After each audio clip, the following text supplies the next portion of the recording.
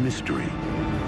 An empire unparalleled in conquest and riches. Obviously takes military skills. Cyrus the Great. They had to learn how to farm, in particular how to cultivate this fertile Iranian plateau. But to do that, they needed a source of water.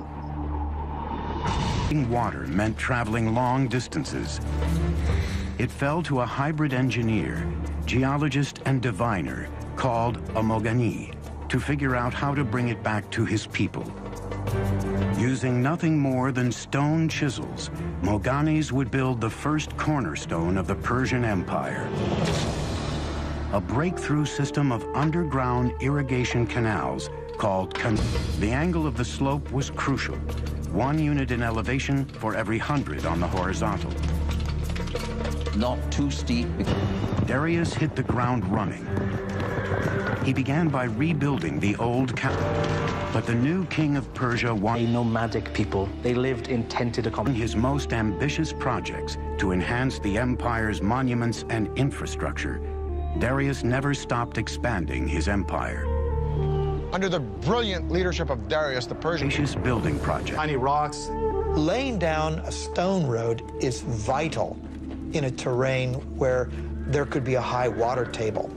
You don't want to get your feet stuck in the mud. You don't want to get your cart stuck in the mud. So you have to raise the road surface up. That means laying down some kind of surface initially that will either absorb the groundwater or not allow the groundwater to displace the road.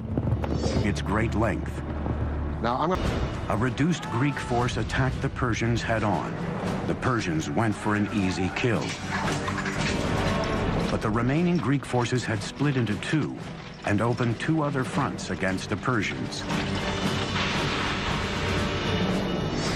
Sucked into a bloody slaughter pit, the Persians suffered heavy losses and retreated. For the Greeks, it was a great victory. For the Persians, Remember, we're dealing with the hooves of tens of thousands of cavalry, including armored cavalry, which would have been much, much...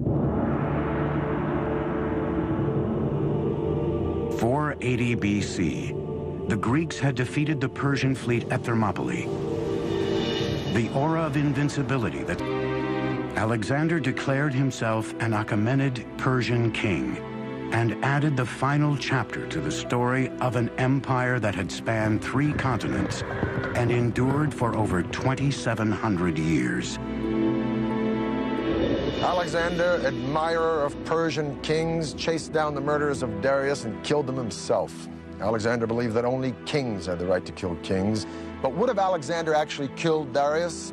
Probably not, because Alexander didn't create an empire, he only conquered one. The empire already existed, created by Cyrus the Great.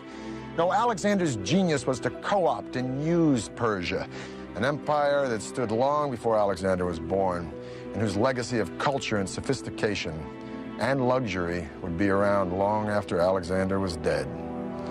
For the History Channel, I'm Peter Weller.